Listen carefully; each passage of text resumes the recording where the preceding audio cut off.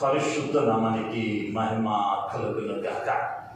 గడిచిన 8వ తారీఖు ఒక ప్రత్యేకమైన సందేశాన్ని క్రిస్మస్ సందర్భంగా మాట్లాడటం జరిగింది. ఎంతమందికి జ్ఞాపకం ఉందో ఒక్కసారి పక్కన ఉన్న వాళ్ళు గుర్తు చేస్తే దేని గురించి మాట్లాడుకున్నాం? గొర్రెల కాపరుల క్రిస్మస్ ఆరాధనను గురించి మాట్లాడుకున్నాం. ఆ గొర్రెల కాపరులు ఎలా ఆరాధించారో మనం చూసాం. ఒకరినొకరు ప్రోత్సహించుకున్నారు ప్రభువును చూడటానికి. అంతేకాదు త్వరగా వెళ్ళి ఆయనను ఆరాధించారు. ఆయనను ఆరాధించటానికి వెళుతూ ఆయనను గురించి ప్రచురించుచు ప్రకటన చేయుచు వారు వెళ్ళారు. అంతేకాదు వారు విన్న వాటిని కన్న వాటిని జ్ఞాపకం చేసుకున్నారు. దేవునిని మహిమపరుస్తూ వెళ్ళారు. చక్కని ఆరాధన ఆనాటి గొల్లలు చేసినట్లుగా లేఖనం చెప్పబడింది. ఆ తదుపరి వచ్చినటువంటి వారు జ్ఞానులు. వీరు కూడా దేవునిని ఆరాధించారు. వీరి ఆరాధన కూడా మనం చిన్ననాటి నుంచి చూస్తూ ఉంటాం. క్రిస్మస్ నాటిక అంటే ఈ ముగ్గురు జ్ఞానులు కనిపించకుండా నాటిక పూర్తి అవ్వదు. కిరీటాలు పెట్టుకుని, పట్టుబట్టలు కట్టుకుని, బంగారము గోడము సామ్రాణిని తీసుకుని వచ్చి బాలుడైన యేసును ఆరాధించినట్లుగా మనం చూస్తూ ఉంటాం. అయితే వీరి ఆరాధన కొంచెం ప్రత్యేకమైనదిగా కనిపిస్తూ ఉన్నది. వీరు ఎలా ఆరాధించారో, వీరి ఉద్దేశాలు ఏమై ఉన్నావో, వీరి ఆశలు ఏమై ఉన్నావో అవి మనం నేర్చుకోగలిగితే మన ఆరాధనను కూడా, ఈ క్రిస్మస్ ఆరాధనను ఆయన ఆనందించేవానిగా ఉంటూ ఉన్నాడు. నువ్వు చేసుకుంటున్న పండగను బట్టి. ఎందుకయ్యా మాట చెబుతూ ఉన్నానంటే, కొన్ని పర్యాయాలు పండగ ఏమవుతూ ఉన్నదయ్యా అంటే ఆయనను వేదన పరిచేదిగా మారిపోతూ ఉంది. పైకున్నటువంటి వస్త్రధారణ బాగుంది, కానీ అంతరంగము మాత్రం ఆయన జన్మించనిదిగా మిగిలిపోతూ ఉంది. ఎప్పుడైతే ఆ అంతరంగంలో ఆయన జన్మించిన వాణిగా ఉంటాడో అది అర్థవంతమైనటువంటి క్రిస్మస్ అని అనటంలో ఎటువంటి సందేహము లేదు. అయితే ఈ దూతలు ఎలా ఆరాధించారో కొన్ని మాటలను మనం ఉదయ కాలం గమనిద్దాం. మత్తయి సువార్త 2వ అధ్యాయం 2వ వచనానికి వెళదాం. యూదుల రాజుగా పుట్టినవాడు ఎక్కడ ఉన్నాడు? తూర్పు దిక్కున మేము ఆయన నక్షత్రమును చూసి ఆయనను పూజించవచ్చుమని చెప్పారు. దేవునికి మహిమ కలుగును గాక. హల్లెలూయా. వారు ఏ దిక్కును చూశారయ్యా అంటే తూర్పు దిక్కున. అంటే వీళ్ళు తూర్పు దిక్కున లేరు. ఇప్పుడు వీళ్ళు ఎక్కడ లేరు? ఆ తూర్పు దిక్కున లేరు వీళ్ళు. అంటే దానికి వ్యతిరేకమైన దిశలో పడమర దిశలో ఉండొచ్చు, లేకపోతే మరి ఒక దిశలో ఉండొచ్చు. వీరికి కనబడిన నక్షత్రం మాత్రం ఎక్కడయ్యా అంటే తూర్పు దిక్కును చూశారు. అంటే దగ్గరలో లేదు ఆ ప్రాంతం. బైబిల్ గ్రంథము వారు ప్రయాణం చేసి వెళ్ళారు, క్రీస్తును ఆరాధించారు అన్న వివరాలను ఇచ్చింది. కానీ ఖచ్చితమైనటువంటి కాలాన్ని, ఎంత కాలం ప్రయాణం చేశారో, ఎంత దూరం ప్రయాణం చేశారో అన్న వివరాలు లేఖనాలలో రాయబడలేదు. అయితే బైబిల్ పండితులు, దాని గురించి పరిశోధించినటువంటి మేధావులు, వారు ఏ ప్రాంతపు వాసులో లెక్కించారో ఆ ప్రాంతము నుండి బెత్లెహేమునకు రావడానికి ఎంత సమయం పట్టిద్దో, ఎన్ని దినాలు పట్టిద్దో నడిచి రావాలి అంటే, ఒంట్ల మీద రావాలి అంటే ఒక లెక్కను తీర్చారు బైబిల్ పండితులు. ఎంత సమయం పట్టిందయ్యా అంటే ఇంచుమించు 60 దినాలు లేదా 50 దినాల ప్రయాణం వారు చేసినట్లుగా చరిత్రకారులు రాశారు. వీరు దేనికయ్యా 50 దినాలు ప్రయాణం చేశారు అంటే ఆయనను ఆరాధించటానికి, యూదుల రాజుగా పుట్టిన మెస్సయ్యను చూడటానికి 60 దినాల ప్రయాణం చేశారు. ఆ రోజుల్లో ప్రయాణం అంత సులువైనది కాదు. టికెట్ కొనుక్కొని ఎక్కితే కావలసిన ఎన్ని అందిస్తారు అని అనుకోవటానికి లేదు. ఏది కావాలన్నా వీరే సమకూర్చుకోవాలి. వీరి ప్రయాణం అంతటిలో ఎక్కడ బస చేస్తామో తెలియదు, ఎక్కడ ఆగుతామో తెలియదు. ఆనాటి ప్రయాణాలు ఆ విధంగా ఉండేవి. గుడారాలలో వారు ఓ ఊరి చివర ఉండిపోవాల్సిన పరిస్థితి. అటువంటి పరిస్థితుల మధ్యలో కూడా వారు ఏం చూస్తారయ్యా అంటే, అది చాలా దూరమైనప్పటికీ కూడా ప్రభువును ఆరాధించడానికి వాళ్ళు ఏం చూడలేదయ్యా అంటే దూరాన్నే చూడాల. అది దూరమైపోతూ ఉండే, అక్కడకు వెళ్ళలేమే, అంత సమయం వెచ్చించలేమే అన్న విషయానికి వారేం చేయలేదయ్యా అంటే తావివల. అది దూరమైన వారు ప్రయాసతో ప్రభువును ఆరాధించడానికి వెళ్ళిన వారిగా ఉంటూ ఉన్నారు. అయితే ఆనాటి జ్ఞానుల ఆరాధనను ఆయన అంగీకరించాడు. ఆ ఆరాధన ద్వారా మహిమ పొందాడు. కారణం వారు ఎంతో ప్రయాసతో వచ్చారు, ఎంతో దూరం నుంచి వచ్చారు. కానీ అనేక పర్యాయాలు ఏమైతాయా అంటే, మన ఇంటికి నడుచుకుంటా వెళ్ళటానికి మందిరం ఉండాలి. అది అక్కడికి వెళితే అది ఏ భాషలో కూడా తెలియదు, మనకు అక్కడ మాట్లాడుతూ ఉంది, అర్థమవుతుందా అంటే అర్థమయ్యే అవకాశం కూడా లేదు. కానీ ఏం చేయలేమయ్యా అంటే ఒక 10 కిలోమీటర్ల ప్రయాణం చేయలేం. ఎందుకయ్యా అంటే మందిరానికి వెళితే చాలు. ఈ జ్ఞానులు అనుకుని ఉండవచ్చు, తార కనిపించింది, అయ్యా ఈ లోకంలోకి వచ్చావు, నీకు వందనాలు అంటే అయిపోయి ఉండేది ప్రార్థనగా. వాళ్ళు జ్ఞానులు కదా, జ్ఞానంగా ఆలోచించుంటే వాళ్ళు అనుకుని ఉండాలి, హృదయాంతరంగాలు ఎరిగిన దేవుడు కదా నాయన, నీవు లోకంలోనికి వచ్చావు, నీకు వందనాలని అక్కడే బంగారము గోళము సాంప్రాన్ని పెట్టి సాష్టాంగపడి నమస్కారం చేసుకుంటే అయిపోయి ఉండేదేమో ఆరాధన. కానీ వీళ్ళు చేసిన ఆరాధన ఎలాంటిదయ్యా అంటే అర్థవంతమైన ఆరాధన. అది దూరమని తెలిసినా వెతుక్కుంటూ వెళుతూ ఉన్నారు. అంటే నీ జీవితంలో ఎలా ఉండాలయ్యా ఆయన వెతకటంలో అంటే ఆ దూరాన్ని లేకపోతే ఆ సమయాన్ని లెక్కించేదిగా ఉండకూడదు నీ భక్తి. ఎక్కడైతే నీకు ఆత్మీయ ఆహారం దొరుకుతూ ఉన్నదో, ఎక్కడైతే నిజ దేవుడు ఉన్నాడని నీవు నమ్మావో ఆ స్థలానికి వెళ్ళటానికి, ఆయనను ఆరాధించడానికి దూరము నీకు ఆటంకంగా ఉండకూడదు. ఎప్పుడైతే ఆ అలవాటును నేర్చుకుంటావో నీ జీవితం ఏమైతాయి అంటే ఆయన అంగీకరించేటువంటిదిగా మార్చబడేటువంటి అవకాశం అంటూ ఉన్నది. పరిచర్య ప్రారంభంలో ఒక యవ్వన తమ్ముడు వచ్చాడు, ఒక 6 నెలలు వచ్చాడు, రాలేకపోయాడు. తర్వాత కనిపిస్తే అడిగాను, ఏంటి తమ్ముడు ఎక్కడికి వెళ్తున్నావు అంటే, అన్న మా ఇంటి వెనకాలే ఉందన్న ఒక తమిళ చర్చి, మంచి తమ్ముడు, అర్థమవుతుందా, నేర్చుకుంటున్నా. ఏం చేస్తున్నావు? నేర్చుకోవటానికి. ఏమి నేర్చుకోవటానికి? వాక్యం నేర్చుకోవటానికి కాదు, భాష నేర్చుకోవటానికి మందిరానికి వెళ్తా ఉన్నాడు.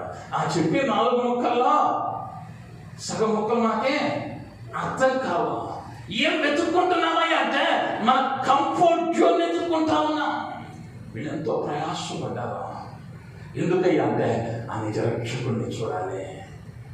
నువ్వు ఆయన ఆరాధించాలని ఆశపడితే, నిజ దేవుణ్ణి ఆరాధించాలని ఆశపడితే ఆయన మందిరం నీకు అర్థమయ్యే రీతిలో నీ స్వభాషలో ఉన్నటువంటి స్థానానికి అది ఎంత దూరమైన ప్రయాసతో వెళ్ళటం నేర్చుకోవాల్సిన వారమై ఉంటూ ఉన్నా. రెండవదిగా మనం గమనిస్తే 11వ వచనానికి వస్తే, అదే 2వ అధ్యాయం.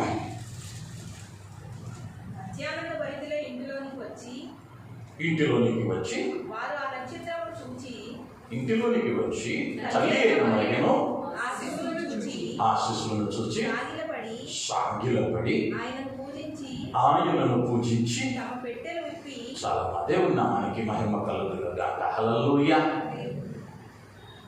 ఇప్పుడు ఏం చేస్తున్నారు అంటే చాలా దూరం నుంచి వచ్చారు, వచ్చి ఇంటిలోనికి వచ్చి సాగిలపడి చిన్నతనం నుంచి చూస్తా ఉన్నట్టాం క్రిస్మస్ నాటికలో. ఈ జ్ఞానుల ప్రవర్తన లేకపోతే వేషధారణ ఎలా ఉంటుందయ్యా అంటే బంగారు కిరీటాలు పెట్టుకొని ఉంటారు.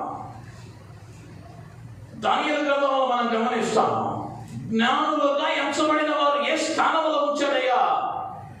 రాజు అంటే నెబుకద్నెజరు రాజు తర్వాత స్థానంలో ఈ దానియేలు అనబడినటువంటి జ్ఞానము కలిగిన వాటిని ఉంచటాన్ని మనం చూస్తూ ఉన్నాం. అంటే ఈ జ్ఞానుల యొక్క స్థాయి ఉన్నతమైనది. దేశంలో రాజు తర్వాత స్థాయిలో ఉండేటువంటి వారు. అంతేకాదు వీళ్ళు దేవుణ్ణి వెతుక్కుంటూ వస్తూ ఉన్న సందర్భంలో యెరూషలేముకు వచ్చిన వెంటనే హేరోదు దగ్గరకు వెళ్తా ఉన్నారు. వెంటనే హేరోదుతో మాట్లాడుతూ ఉన్నారు.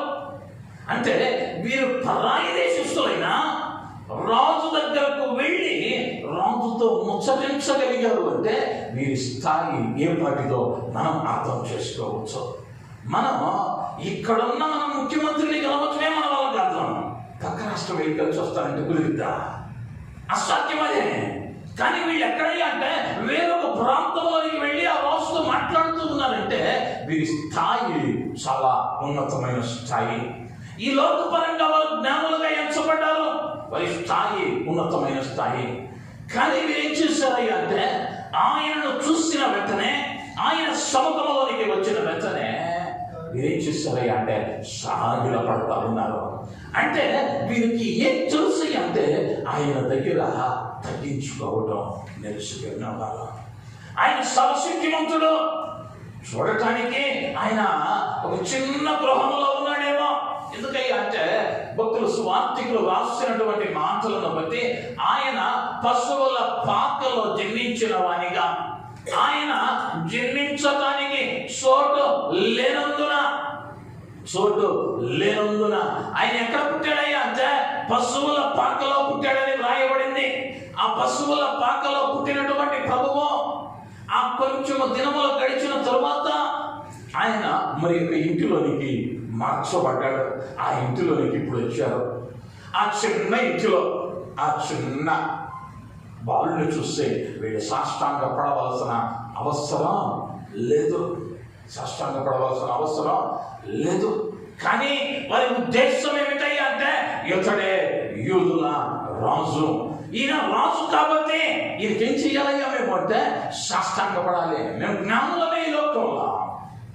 మనం ఏమి నేర్చుకోవాలయ్యా ఈ జ్ఞానుల ద్వారా అంటే నీవు లోకములో గొప్పవాడవేమో, నీవు లోకములో ఉన్నతమైన స్థితిలో ఉన్నావేమో, కానీ దేవుని ఎదుట, దేవుని మందిరములో నీవెవరవయ్యా అంటే ఆయన ఎదుట తగ్గింపబడిన వానివిగా ఉండాలి. ఎప్పుడైతే ఆ స్వభావాన్ని, ఆ అలవాటును నేర్చుకుంటావో ఆయన ఏం చేస్తాడయ్యా అంటే నీ ఆరాధనలో ఆయన ఉంటాడు. నువ్వు చేసుకునే పండగలో ఆయన ఉంటాడు. కొన్ని పర్యాయాలు ఏం చేస్తామయ్యా అంటే బాగానే తగ్గించుకుంటాం, కానీ ఆత్మీయంగా హెచ్చించుకుంటాం. సాతానుడు ఏం చేస్తాడయ్యా అంటే ఆత్మీయ అంధత్వంలోనికి నెట్టివేసి ఎలాంటి ఆలోచనలు ఇస్తాడయ్యా అంటే కొంతమంది సాక్ష్యాలు పెట్టా ఉంటాం. కొన్ని పర్యాయాల్లో వీళ్ళ ప్రార్థన, వీళ్ళ సాక్ష్యం అంతా ఏముంటుందయ్యా అంటే నేను దేవుడిని అది అడిగాను, ఇది అడిగాను, ఇచ్చేశాడు. ఇంకెవరున్నారు ఇక్కడ? ఏమా దేవుడే, ఈయన దేవుడే. కొన్ని సాక్ష్యాలు మీరు విని ఉంటారు. ఈ సాక్ష్యం అంతట్లో ఏందయ్యా అంటే అవుట్పుట్ నేను ప్రార్థన చేస్తేనే వింటాడు దేవుడు, నేను ప్రార్థన చేస్తేనే వింటాడు. ఇప్పుడు ఎవరిని మహిమపరుస్తూ ఉన్నామయ్యా అంటే నేను గొప్ప ప్రార్థన పరుని, ప్రార్థన పరురాలని అన్నది ఎలా బయటికి? ఇది కాదు దేవుడు కోరుకునేది. ఆయన ఎదుట ఏం చేయాలి అంటే తగ్గించుకునే వారంగా ఉండాలి. ఎప్పుడైతే తగ్గించుకోవడం నేర్చుకుంటావో, అందుకని ఆయన ఒక చక్కని ప్రార్థనను కూడా ఉదాహరణగా చెప్పాడు. పరిసయ్యుడు సుంకరి ప్రార్థన. కానీ అనేక పర్యాయాలు సుంకరి విధానంలోనికి రాలేకపోతా ఉన్నాం. జ్ఞానంలో, లోకములో గౌరవం పదమైనటువంటి స్థితిలో ఉన్నవారు, లేదా తమ ఘనత, తమ ఐశ్వర్యం బంగారాన్ని కానుక తెచ్చినోళ్ళు, అంతటి శ్రీ సంపదలు ఉన్నా కూడా దేవుని చూసిన వెంటనే వారు ఏం చేస్తారంటే సాష్టాంగపడి నమస్కారం చేస్తా ఉన్నారు. వారికి ఏం తెలుసు అంటే ఆయన స్థాయి ఏదో తెలుసు. మేమున్న స్థితి ఏందో తెలుసా? ఈరోజు అనేక మంది మేమైపోతా ఉన్నామయ్యా అంటే మన స్థాయిని మర్చిపోతా ఉన్నాం. ఆ స్థాయిని మర్చిపోతే ఏమైందయ్యా అంటే లూసిఫర్ అనే ఒకడు ఉన్నాడు. వాడు ఏం చేస్తాడయ్యా అంటే ప్రభువుకు ప్రధాన దేవదూత, ఆరాధన యోధుడని చెప్పబడింది ఆదికాండము 1వ అధ్యాయములో వారిని గురించి. వాడు అనుకున్నాడు, నేను దేవుని కన్నా తక్కువైన కాదు, ఆయన్ని స్తుతిస్తా ఉండటమైంది మాటికి నేను, ఆయన్ని స్తుతిస్తా ఉండటమైంది నేను, నా అంతటోడు లేడు ఆరాధనలో, నేను ఆరాధన ఉమ్మంటేనే అక్కడ స్టార్ట్ అవ్వాలనుకున్నాడు. వెంటనే దేవుడు అన్నాడు, వెళ్ళిపోయిన నీతో పని అయిపోయింది. వాడే సాతానుగా మార్చబడ్డాడు, లూసిఫర్గా మనం ఇప్పుడు వింటూ ఉన్నాం. అనేక పర్యాయాలు సాతానుడు అటువంటి ఆత్మీయ అంధత్వంలోనికి మనం నెట్టేటువంటి ప్రమాదం ఉంది. దేవుని సన్నిధిలో, దేవుని సముఖములో, దేవుని ఎదుట నువ్వు ఎలా ఉండాలి అంటే నిన్ను నువ్వు తగ్గించుకునే వానివిగా ఉండాలి. జ్ఞానంలో అది తెలుసు. యేసుక్రీస్తు వారే స్వయంగా అన్నాడు, తనను తాను తగ్గించుకునేవాడు హెచ్చింపబడును, తను తాను హెచ్చించుకునేవాడు తగ్గింపబడును. కొన్ని పర్యాయాలు మనం వింటా ఉంటాం, ఎవరయ్యా ఇచ్చేసిందంటే నేనేనండి, నేను లేకపోతే ఇట్టుండేది కాదు, నేను లేకపోతే ఇట్టుండేది కాదు, నేను చెప్పకపోతే ఇట్టుండేది కాదు. ఏ కాడికి ఏం కావాలయ్యా వీళ్ళకి అంటే ఈ లోక ఘనత కావాలి. నేను అందుకనే నా సాక్ష్యంలో ఎప్పుడు జాగ్రత్త పడతా, ఒక్క మాట ఎప్పుడు పడతా, ఆయన లేకపోతే నేను సున్నా, ఆయన లేకపోతే నేను సున్నా. ఇన్ని కార్యాలైనా ఆయన ఉండబట్టి చేస్తా ఉన్నా, ఏది జరిగించినా ఆయనను బట్టే జరిగిస్తా ఉన్నా. ఆయనను కాదని బయటకు వచ్చానా, నేను మట్టికి మట్టి దొడికి దొడా, ధైర్యంగా చెప్పగలన్నమాట. ఎందుకయ్యా అంటే ఆయన ఎదుట తగ్గించుకోవడం నేర్చుకుంటే ఆయన నిన్ను హెచ్చిస్తాడు. నేను ఒక సాక్ష్యాన్ని చెప్పినట్టున్నాను. ఆ మధ్య కాలంలో చెన్నైలో ఒక మీటింగ్ జరిగింది. ఒక గొప్ప దైవజనుడు, తెలుగు దైవజనుడు మీటింగ్కి వెళ్ళాను. పెద్ద పెద్దోళ్ళందరూ కూర్చొని ఉన్నారు వేదిక మీద. నాకు మనసు అంగీకరించలా, నాకంటే వయసులో పెద్దోళ్ళు మైకులో చూస్తూ ఉన్నారు, సేవకులు ఎవరన్నా ఉంటే వచ్చి పైన కూర్చుంటేనే. నాకు మనసు అంగీకరించలా. ఆ పెద్దవారితో పాటు కూర్చునేటువంటి స్థాయి కాదులే నాదే. వెనక కూర్చున్నాం, ఆలస్యంగా వచ్చాం కదా అని వెనక బెంచ్లో కూర్చున్నా. ఆరాధన అయిపోయింది. ఆ ఓట్ ఆఫ్ థ్యాంక్స్ చెబుతున్నాడు, ఆ మీటింగ్ జరిగిస్తున్నా ఆయన. ఆ పైన ఉన్నటువంటి వారందరికీ ఒక్క మాటలో, వచ్చిన దైవజనులందరికీ వందనాలు అన్నాడు. అయిపోయింది ఒక్క మాటతో. అమ్మయ్యా అనుకున్నా. ఈ లోపు ఆ సైజు ఒక్కసారి లేచి నిలబడండి అన్నాడు. నేను ఏడో వెనక కూర్చున్నా. నా గురించి ఆయన చెప్పిన మాట ఏందయ్యా అంటే, దేవుడు మాట్లాడాడన్న ఒక్క మాట కొరకు సొంత రాష్ట్రాన్ని విడిచిపెట్టి ఒంటరిగా వచ్చాడు దేవుని సేవ కొరకు చెన్నైకి. చప్పట్లు కొట్టండి అని కొట్టించాను. నేను అడగలా, ఎందుకు వచ్చిందయ్యా అని అంటే నేను ఎతకలా. పెద్దలతో పాటు పైన కూర్చుందాం, పలకరిద్దాం, పరిచయం చేసుకుందాం అని ఆశపడ్డట్టయితే ఆ ధన్యత దేవుడు ఇచ్చేవాడు కాదు. ఎప్పుడైతే నేను తగ్గించుకుంటావో, ఆ కూడికి అయిపోయింది. ఆ పెద్ద స్పీకర్ నన్ను పిలిచి, తమ్ముడు నీ ఫోన్ నెంబర్ రాయమ్మా అని చెప్పి ఆయన డైరీ ఇచ్చాడు. మామూలుగా అయితే మనం పరిగెత్తాలి ఆ పెద్ద ఆయన కలవటానికి. నువ్వు తగ్గించడం నేర్చుకుంటే ఏం చేస్తాడయ్యా అంటే ఆయన ఎక్కిస్తాడు అందులో. ఈరోజు ఏమవుతున్నామయ్యా అంటే ఎట్ట ఎదుగుదాం అనుకుంటున్నాం, కానీ ఎదగటానికి ఎట్లా మర్చిపోతా ఉన్నాం. ఆయన దగ్గరికి తగ్గించుకోగలిగితే నువ్వు ఎక్కలేనంత ఎత్తైన స్థలమునకు ఎక్కిస్తానన్నాడు. జ్ఞానంలో ధనం ఉంది, ఐశ్వర్యం ఉంది, భోగభాగ్యాలు ఉన్నాయి, కానీ ఆయన ఎదురు ఏం చేస్తారయ్యా అంటే తగ్గించుకున్నారు. మందిరంలో ఈ ఒక్క అలవాటు నేర్చుకో చాలు. నీ పక్కన ఉన్నది కలెక్టరే కావచ్చు, నువ్వు అటెండరే కావచ్చు, ఇద్దరం ఒకటే. ఇక్కడ ఇద్దరం ఒకటే. మందిరంలో ఒకటి అన్నాడు కదా అని చెప్పి బయటికి వెళ్ళినాక చిన్న చూపు చూస్తానంటే కుదరదు. మందిరంలో వరకే బ్రదర్ అంటాను, బయటికి వెళ్ళినాక ఇంకోటి పిలుస్తానంటే ధర్మశాస్త్రం ఒప్పుకోదు. ఎక్కడైనా నీకు వాడు సహోదరుడు, సహోదరియే. ఆయన దృష్టిలో మనం ఎవరమయ్యా అంటే అందరము ఒకటే. కాకపోతే నీకు అప్పగించిన పనులు వ్యత్యాసమై ఉండొచ్చు. నువ్వు రూపాయి ఎక్కువ సంపాదించవచ్చు, అతడు రూపాయి తక్కువ సంపాదించవచ్చు, అంతే. కానీ నీ కొరకు ఏ రక్తం అయితే కాచాడో వాని కొరకు కూడా ఏ రక్తం కాచాడు. నిన్నెంతగా ప్రేమించాడో వానిని కూడా అంతగానే ప్రేమించాడు. కాబట్టి తక్కువగా చూస్తాను, తక్కువగా మాట్లాడతానంటే ఆయన చక్కవా, దానికి తావా లేదు. ఏం చెయ్యాలి అంటే నువ్వు గొప్పడిగా ఉండొచ్చు, కానీ నువ్వు ఒక మెట్టు దిగొచ్చి ఆ తక్కువ జీతగాడిని తమ్ముడు చెయ్యగలిగితే వారికి కలిగే ఆనందం అంత కాదు. అన్నకి అంత ప్రేమగా నేనంటే నీ మీద తెలియని ప్రేమ వస్తుంది. అనేక పర్యాయాల్లో ఆ ఆశీర్వాదాలను మనల్ని మనం హెచ్చించుకుంటూ నేను ఇంత పెద్దోడిగా ఆయన పలకరించేది వాళ్ళే వచ్చి పలకరియాలి.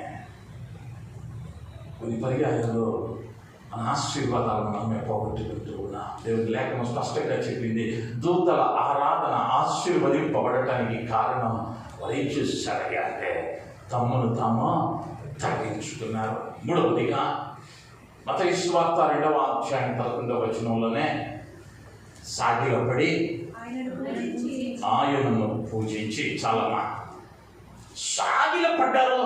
అక్కడతో ఆగిపోలేదు. ఆయన ఏం చేస్తారయ్యా అంటే పూజించారు. ఆయన ఉన్నది దేవాలయంలో కాదు, ఆయన ఉన్నది దేవాలయంలో కాదు, ఒక చిన్న ఇంటిలో ఉన్నాడు. కానీ వీళ్ళకి ఏం తెలుసయ్యా అంటే అది ఏ స్థలమో, అది పెద్దదా, ఏసీ హాలా, 1,00,000 మంది మెంబర్స్ ఉన్నారా, లేకపోతే ఆయన దేవుడు అన్నారుగా గ్యాదరింగ్ ఏమి లేదుగా, ఇంట్లో వాళ్ళు మాత్రం ఉన్నారు. ఆనవాళ్ళేం కనిపించట్లా ఆయన దేవుడిని. కానీ వారు ఏం నమ్మారయ్యా అంటే నిజ దేవుడు ఈయనే. ఎందుకయ్యా అంటే ఆ తార ఆయన ఉన్న చోటికి వచ్చి నిలిచింది. అది నిలిచింది కాబట్టి ఆయన స్థలంలో ఉన్నాడు. ఈ స్థలంలో ఇది గొప్పదని చెప్పుకోవడానికి ఆనవాళ్ళు ఏమీ కనిపించకపోయినా వీళ్ళు ఏం చేస్తా ఉన్నారయ్యా అంటే ఆయనను పూజిస్తూ ఉన్నారు. కొన్ని పర్యాయాలు మనం గమనిస్తూ ఉంటాం, కొన్ని పర్యాయాలు వింటూ ఉంటాం. ఎక్కడైనా ఎప్పుడైనా మనం ఆరాధించే క్రమాన్ని కూడా చూస్తే కొంతమందిని కొంచెం వేదనకరంగా ఉంటుంది. వీళ్ళు 100 మంది ఉన్న మందిరంలో ఆరాధించండి అయ్యా అంటే పెదాలు రావు, చేతులు ఆడవు, నోరు తెరవు. అదే 1,00,000 మందిలో ఉంటే అసలు వీళ్ళు ఏ కొత్త లోకం నుంచి వచ్చి ఎప్పుడు మారు మనసు తీసుకుని బాప్తీసం పొంది వచ్చారు అన్నట్టు ఉంటుంది. దేవదూతలకి బ్రాండ్ అంబాసిడర్ లాగా తయారవుతారు. అదే 100 మంది ఉన్న మందిరంలో నీరసంగా ఎప్పుడు వదులుతాడా వెళ్దామన్నట్టు ఉంటాను. వీళ్ళకి ఏంటయ్యా అంటే అక్కడ దేవుడు ఉన్నాడన్న నమ్మకం, ఇక్కడ ఏదో వెళ్ళాలి కాబట్టి వెళ్ళామన్నా నమ్మకం. దేవుడు మారలా. కొన్ని పర్యాయాలు కూడా వింటా ఉంటాం. ఫలానా పాస్టర్ గారు మాట్లాడుతుంటేనండి 57 వారాలు 54 వారాలు ఉన్న పాస్టర్ నోరు చేయించుకొని వెళ్తూ ఉంటే ఒక్కరోజు మాట్లాడ దేవుడు 7వ సప్తం చూపు చెప్తారు. తెలంగాణ మాట్లాడతాడు దేవుడు. ఇదేం గొప్ప, నాకు అర్థం కాదు. ఎప్పుడో వెళ్తారు, అది కూడా చిన్న సంఘాలు కాదు నేను అంటున్నా, 1,00,000 మంది ఉన్న సంఘంలోనే మాట్లాడతాడు. వెళ్తాం ఆడే ఇస్తాం. ఎందుకయ్యా అంటే అది మనకి ఆకర్షించింది. అర్థమవుతుందా? జ్ఞానులకు ఏం తెలుసయ్యా అంటే స్థలము, పరిసరాల్లో ఉన్నటువంటి ఆర్భాటాల్లో కాదు, అక్కడ దేవుడు ఉన్నాడా లేదా, దేవుడు ఉన్న చోట ఆర్భాటాలకు చోటక్కర్లా. ఆయన ఏం చేశారయ్యా అంటే పూజించారు. నువ్వు ఒక మందిరంలోనికి నడిపించబడ్డావు అంటే ఆ తార నడిపించబట్టే వచ్చావు, దేవుడు ఆలోచన ఇవ్వడానికి వచ్చావు. ఇక వచ్చి నువ్వేం చెయ్యాలి అంటే ఏసీ ఉందా, కుర్చీ వేసారా, మంచి మ్యూజిక్ సిస్టమ్ ఉందా? ఒక ఆయన నన్ను అడిగాడు, మాస్టర్ గారు మీ చర్చిలో కొయ్యరు ఉందా అన్నాడు. లేదు అన్నా. అప్పటికి లేదు అన్నా. ఇన్స్ట్రుమెంట్లు ఉన్నాయా అన్నాడు. లేవు అన్నా. ఎందుకండి అన్నా, నేను ప్రపంచ ప్రఖ్యాతిగాంచిన స్వార్థ గాయకుడినండి. నేను వచ్చి మీ చర్చిలో పాటలు పాడతానండి. అయ్యో మా చర్చికి మాత్రం వదిలే, ఎక్కడన్నా పాడని చెప్పా.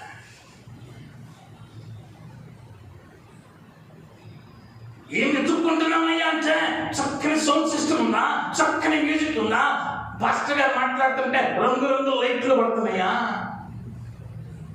మనకేం కావాలయ్యా అంటే హంగులు ఆర్పాటాలకు అలవాటు పడిపోతా ఉన్నాం. ప్రభు ఉన్న చోట ఆయన ఏం చేయాలయ్యా అంటే, ఆయన ఏమన్నాడయ్యా అంటే, ఇది నా ప్రార్థనా మందిరం, ఇది నా ప్రార్థనా మందిరం. ఏ మందిరంలోనైనా ఆయనే ఉంటాడు, ఇంకొకళ్ళు చూడరు. ఏ మందిరమైనా ఆయనే ఆరాధించింది, ఇంకొకరు రాదు. కానీ వచ్చి నీవు ఏం చేయాలి అంటే, నిన్ను నీవు తగ్గించుకొని ఆయనను పూజించటం నేర్చుకోవాలి. ఎందుకయ్యా అంటే, ఎవరు ప్రకటించినా ఎవరి గురించి ప్రకటిస్తామంటే సజీవుడైన యేసునే, సజీవుడైన యేసునే. నేను ఇంకొక ఆయన గురించి చెప్పడానికి కాదు ఇక్కడ నిలబడింది, ఆయన గురించి ప్రకటిస్తూ ఉన్నాం కాబట్టి ఆయన కార్యాన్ని జరిగిస్తాడు.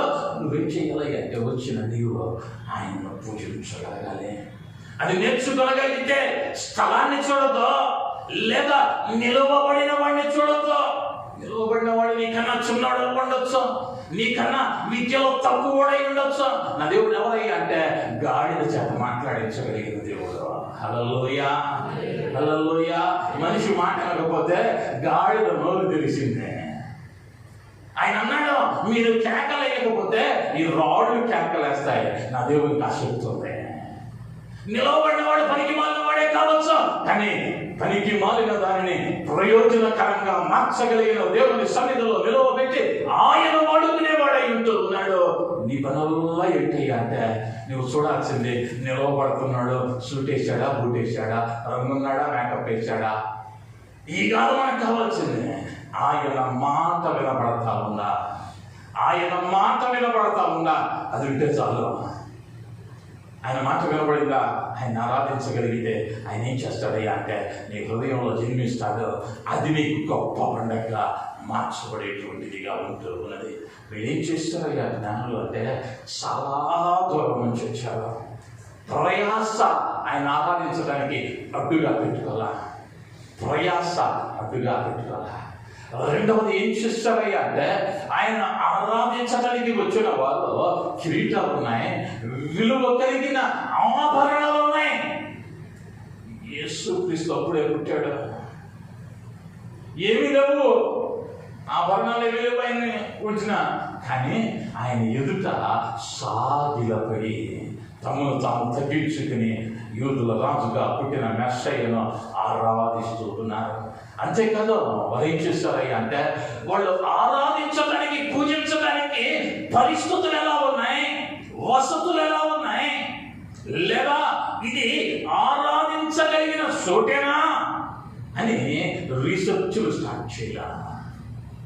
ఏం చేస్తారయ్యా అంటే, ఆయనున్న చోటున ఆయనను ఆరాధించారు, పూజించారు. నాలుగవదిగా పూజించి తమ పెట్టెలు విప్పి బంగారమును, సాంబ్రాణిని, గోళమును కానుకలుగా ఆయనకు సమర్పించి. ఇప్పుడు పూజించిన వాళ్ళు ఏం చేస్తారయ్యా అంటే, తమ పెట్టెలు విప్పి బంగారము, సాంబ్రాణి, గోళము కానుకలుగా సమర్పించి. ఈ బంగారము అనబడినది చాలా విలువైనది. ఆనాటి నుండి ఈనాటి వరకు విలువైనదే. అది రోజు రోజుకి పెరుగుతూ పోతుంది తప్ప తగ్గే సూచనలో కనబట్టల్లా. పెరిగే సూచనలే కానీ తగ్గే సూచనలో కనబట్టంలా. ఆ బంగారాన్ని తీసుకుని వచ్చి విలువ కలిగినది ఏం చేస్తా ఉన్నారయ్యా అంటే, ఆయనకు కానుకగా ఇస్తా ఉన్నారు. ఆయన దగ్గరకు వచ్చిన నీవు ఏమి ఇవ్వాలి అంటే, విలువైనది ఇవ్వాలి. ఆయన దగ్గరకు వచ్చిన నీవు విలువైనది ఇవ్వాలి. కొన్ని పర్యాయాలు ఏం చేస్తామయ్యా అంటే, మిగిలింది ఇస్తాం, మిగిలింది ఇస్తాం, మిగిలింది ఆయన కక్కర్లా. ఆయనకేం కావాలయ్యా అంటే, విలువైనది కావాలి. విలువైనది కావాలంటున్నాడు పాస్టర్ గారు, కానుక ఇమ్మంటున్నాడేమో అనుకుంటారేమో. కాదు కాదు, నీ విలువైన సమయం ఆయనకి ఇచ్చి చూడ, నీ విలువైన హృదయం ఆయనకి ఇచ్చి చూడ. లేదా నీకు ఇష్టమైనది లోకంలో ఆయన కోసం వద్దనుకుని చూడు. నాకు డబ్బులు ఇవ్వమని చెబుతుంది. విలువైనది ఆయనకి ఇవ్వాలి అంటే నీ విలువైన సమయాన్ని దేవుని కొరకు వెచ్చించు, ఆశీర్వాదాన్ని చూస్తావు. నువ్వు బాగా ఇష్టపడేది, దేవునికి ఇష్టమైనది ఏదైనా విడిచిపెట్టు. అయ్యా ఈ రోజు నుంచి ఇది నాకు వద్దయ్యా, ఆ సమయాన్ని నీకు గడుపుతానయ్యా అని ఒక అలవాటు, ఒక ఏదో ఒకటి నీవు ఈనాటి వరకు విలువగా ఇచ్చింది విడిచిపెట్టు. ఆయన ఏం చేస్తాడయ్యా అంటే నీ విలువైన బహుమానాన్ని బట్టి ఆయన నిన్ను ఘనపరుస్తాడు. ఆయన నిన్ను ఘనపరిచేటువంటి దేవుడు అయి ఉంటున్నాడు. కయ్యను హేబెలు కానుకలు తెచ్చారు, ప్రప్రథమమైన కానుక. ఒక అతనేమో వెజిటేరియన్, ఇంకొక ఆయన నాన్ వెజ్. ఆయన ఏం చేశాడు అంటే క్రొవ్విన దానిని తీసుకుని వచ్చాడు, శ్రేష్టమైన దానిని తీసుకుని వచ్చాడు, విలువైన దాన్ని తెచ్చాడు. దేవుడు అక్కడే చెప్పాడు, ఆది కాండంలోనే ఎవరి కానుకయ్యా దేవుడు అంగీకరించాడు అంటే క్రొవ్విన దానిని తెచ్చిన వాని కానుక దేవుడు అంగీకరించాడు. ఏదో దేవుని మందిరానికి తీసుకెళ్ళాలే అని తీసుకొచ్చాడు చూడు, మనకి దుఃఖమే మిగిలింది, మనకి దుఃఖమే మిగిలింది. యేసుక్రీస్తు వారు కూడా కానుకలు పెట్టి దగ్గర నుంచున్నాడు, వస్తూ ఉన్నారు, విలాసవంతమైన జీవితాలను గడిపేవారు, కట్టలు వేస్తా ఉన్నారు. కానీ ప్రభు కళ్ళు వాటి మీదకి వెళ్ళవా. కానీ ఒక ఆమె వచ్చింది, 2 కాసులు వేసింది. కానీ ప్రభు అన్నాడు ఈమె విస్తారముగా వేసింది. ఏమంటే దేవుడికి లెక్కలు తెలియదు అనుకోవాలా. అవతలు ఉన్నాడుగా 1000 రూపాయలు వేసినాడు, 2 రూపాయలు ఎక్కువ అంటాడు. ఏంటి తర్జన పడి ఉంటారు అక్కడ ఉన్నాడు, తర్జన పడి ఉంటారు. ప్రభువు చూడలేదేమో అనుకున్నారేమో. కానీ వాస్తవం ఏంటి అంటే ఆయన అన్నాడు ఆమె తన జీవనోపాధి అంతయో, తన జీవనోపాధి అంత, ఇక తనకి రేపటికి ఏమీ లేదు, అయినా ఆమె ఏం చేశాడు అంటే దేవుడు ఆశీర్వదించాడు. దేవుడు దీవించిన వానిగా ఉండటాన్ని మనము గమనించగలిగిన వారమై ఉంటున్నాం. హల్లెలూయా, హల్లెలూయా. ఎప్పుడైతే విలువైన దానిని ఆయన దగ్గరికి తెస్తావో ఒక్కసారి ప్రయత్నం చేసి చూడు. ఎప్పుడూ వచ్చేటట్టు ఆ 10 రూపాయలు 10 మడతలు వేసి తీసుకురాకుండా, మా ఇంట్లో ఒక డబ్బా ఉంటుంది, ఎప్పుడు చల్లని కాగితాలన్నీ దాంట్లో ఉంటాయి. ఎప్పుడు డబ్బులన్నీ ఒక మీటింగ్ పెట్టుకున్నాయి అంట, డబ్బులన్నీ ఒకసారి మీటింగ్ పెట్టుకున్నాయి. 500 రూపాయలు వచ్చి నేనెంత గొప్ప తెలుసా, ప్రతి బంగారు షాపు నేను ఎక్కుతాను దిగుతాను, నేను ఎవరిని స్టార్ హోటల్లో కనిపిస్తాను, నేను అల్లాటప్ప లేకపోతే రోడ్లు పక్కన ఉండేటువంటి బండ్ల దగ్గర నేను కనబడను. నేను ఎక్కడ కనిపిస్తానయ్యా అంటే స్టార్ హోటల్స్లో బంగారపు దుకాణాల దగ్గర కనిపిస్తా. నా అంత గొప్పవాడు లేడు అంతే. అన్నీ చెప్పుకుంటా వస్తున్నాయి. 10 రూపాయలు దగ్గరికి వస్తుంది, 10 రూపాయలు అన్నట్ట. నువ్వు ఆడకి వెళ్తున్నావు, వీడకి వెళ్తున్నావు, ఎప్పుడన్నా దేవుడి మందిరానికి వెళ్ళావా అన్నట్ట. ఆడకెళ్తాం ఏడకెళ్తాం తెలుసు, కానీ నేను ఆడకి వెళ్తానో తెలుసా, ప్రతి వారం దేవుని మందిరానికి వెళ్ళొస్తా. అనేక పర్యాయాలు మనం ఏం చేస్తామయ్యా అంటే ఉన్న దానిలో ఇదైతే చాలే, నేనేదో ఇవ్వాలని చెప్పడంలా, మీరు ఇవ్వాలని చెప్పడంలా నా దేవుడు నా ప్రతి అవసరాన్ని తీరుస్తూ వచ్చాడు. 12 ఏళ్ళలో మీకు ఒక సంగతి తెలుసో తెలియదో, ఈ యానివర్సరీ దినాన లెక్క వెయ్యక ముందే చెప్పా ఇచ్చేసాడని. నా మాట ఏనాడు అయినా కాదనలా, అడిగినది ఏది కాదనలా, ఎంతవరకు అద్భుతంగా జరిగించాడు. రాష్ట్రం గారు అందే, నేను ఎప్పుడు కూడా ఒకేసారి బట్టలు కొనలా, నేను తొందరగా కొన్నా. కానీ మా రాష్ట్రం గారు అంటే ఇంతకాలం నువ్వు తీసుకున్నందుకు దేవుడు నీకు డబల్ బ్లెస్సింగ్ ఇచ్చాడని. నేను చొక్కా కొనుక్కుందామని వెళ్తా 1000 రూపాయలు పెట్టే, ఆడ 1500 సూట్ ఇస్తానని కూర్చోంటున్నాడు.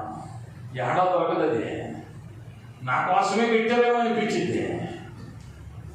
ఆయన ఏం చేస్తాడయ్యా అంటే, నీ విలువైన ఆయనకి ఇస్తే నేను ఎలా ఆశీర్వదించాలో ఆయన తలాలు తెలుస్తాడు.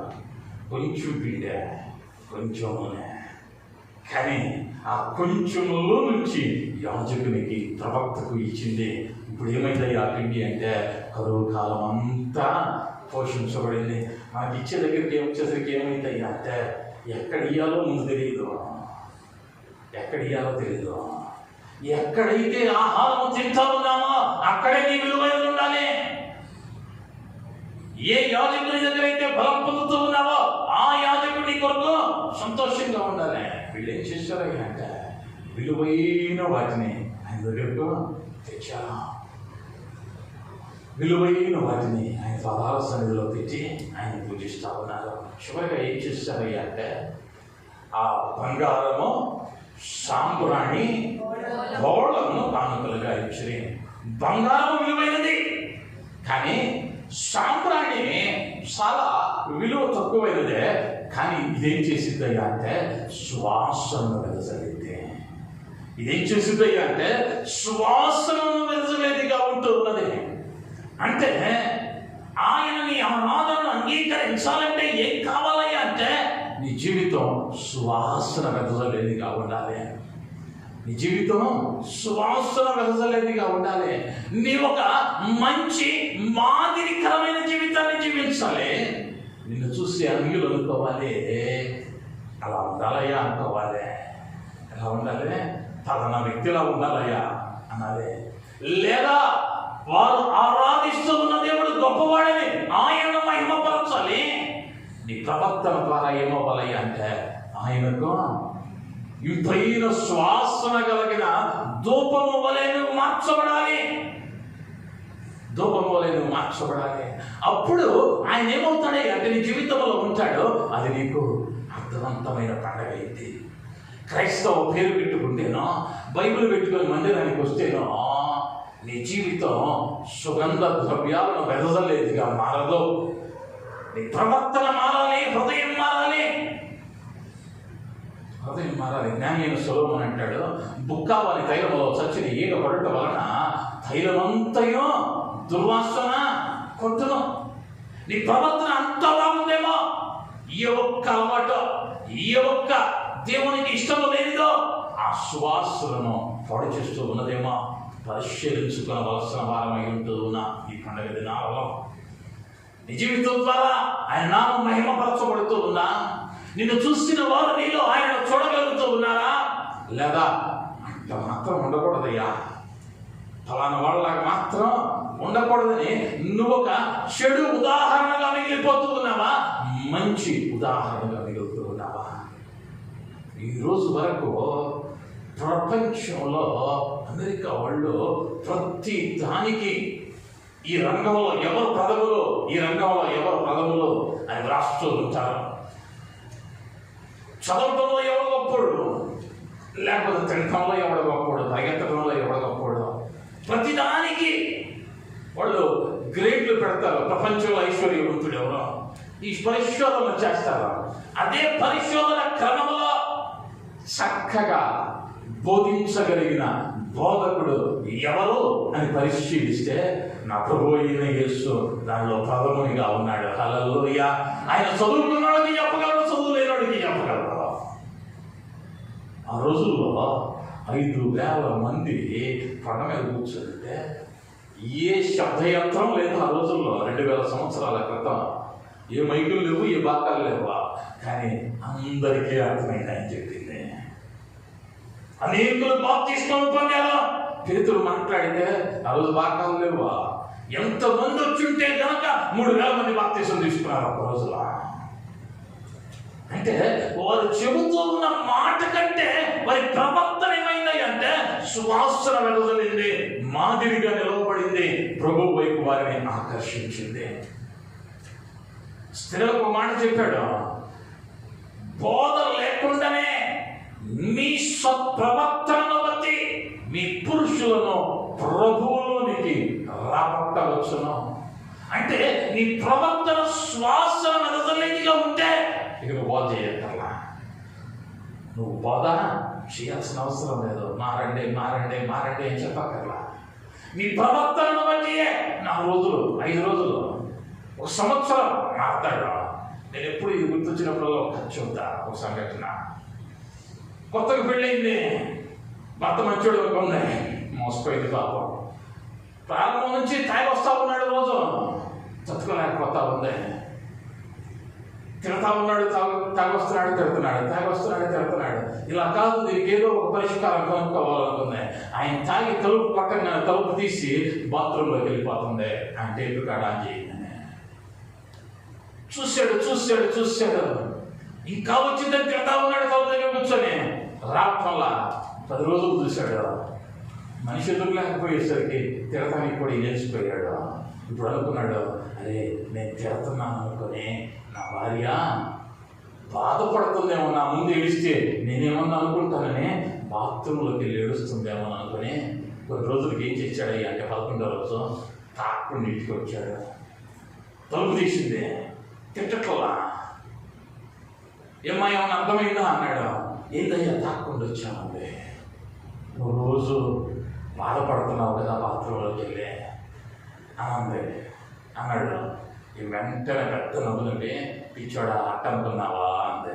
ఈయనకి అర్థం కాదా ఇప్పుడు. మరి ఏం చేస్తున్నావు బాత్రూంలోకి వెళ్ళి అన్నాడు. నువ్వు బ్రష్ చేస్తావే, ఆ బ్రష్ తీసుకొని టాయిలెట్ దీన్ని శుభ్రం చేస్తావన్నా. ఇప్పుడు ఏమైందయ్యా అంటే నిన్న దాకా కొంచెం తాగేవాడు, ఇప్పుడు నుంచి డబల్ కొట్టింగ్ అయింది. అనేక పర్యాయాల్లో ఆయన మాట అంటే నేను ఇంకో మాట అనాలే. వాక్యానికి లోపడం. ఒక ముద్ద తింటే నేను 2 ముద్దలు తింటా.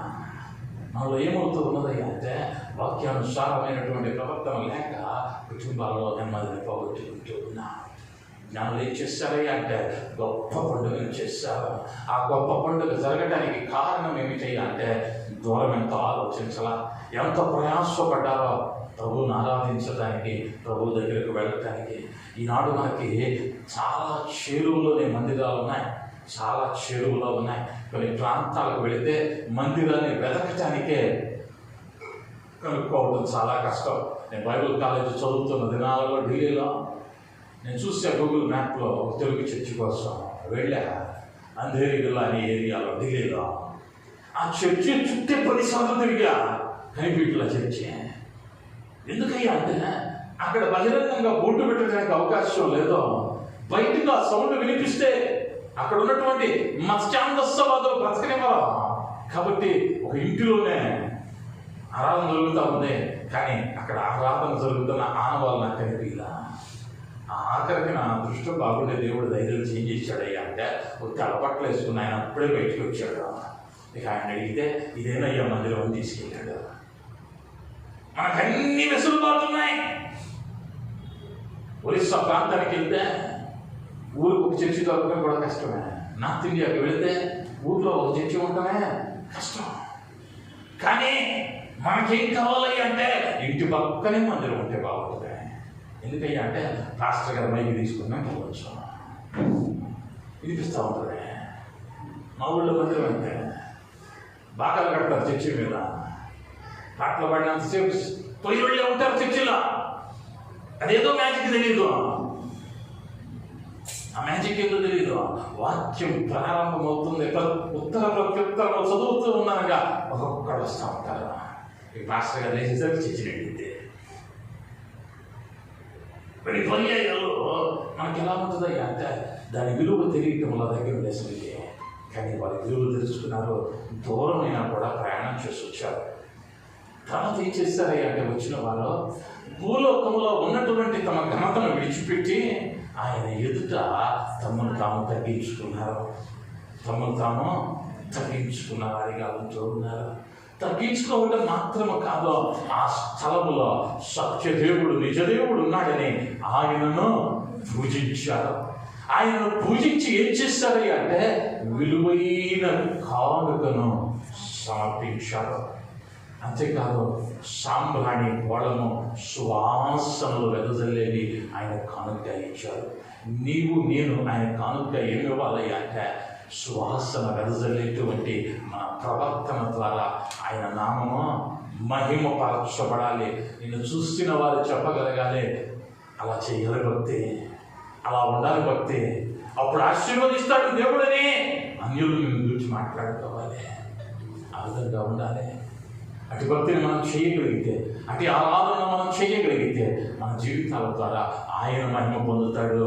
ఒక అర్థవంతమైనటువంటి క్రిస్మస్ మన జీవితాల్లో జరుపుకోవడానికి దేవుడు కృప చూపేవాడై ఉంటున్నాడు. అటు కృపను దేవుడి చూడాలిగా కళ్ళు వచ్చుదా, కంట్లు వస్తుందా. ప్రార్థన. కృప కలిగిన మా యేసయ్య, దయ కలిగిన మా తండ్రి, బంగారు పాదాలకు వందనాలు, స్తుతులు, స్తోత్రాలు. జ్ఞానులు ఆచరించినటువంటి ఆ క్రిస్మస్ ఆరాధనలో అయ్యా వారు ఏదైతే చేశారో వారిని ధ్యానించడానికి కృప చూపించారు. మీకు వందనాలు అయ్యా. వారు దూర ప్రాంతం నుంచి వచ్చారు అయ్యా, వ్యయ ప్రయాసలతో కూడిన ప్రయాణం అయ్యా. మీ ఎదురు వచ్చారు, తమను తాము తగ్గించుకున్నారు అయ్యా. విలువైన వాటిని నీకు కానుకలుగా ఇచ్చారు. నిజమైన దేవుడు అని నిన్ను పూజించారు అయ్యా. తమ జీవితాల ద్వారా నీకు మహిమ కలిగినట్లుగా జీవించిన వారై ఉంటున్నారు అయ్యా. చేరి వచ్చిన మాకు కూడా అటు కృపను, జ్ఞానాన్ని, ధన్యతను అయ్యా చేరి వచ్చిన మా ప్రతి ఒక్కరికి మీరు అనుగ్రహించమని, నీ కృపలో భద్రపరచమని యేసు నామములో అడిగి బ్రతిమలాడి వేడుకుంటున్నాను తండ్రి. ఆమేన్.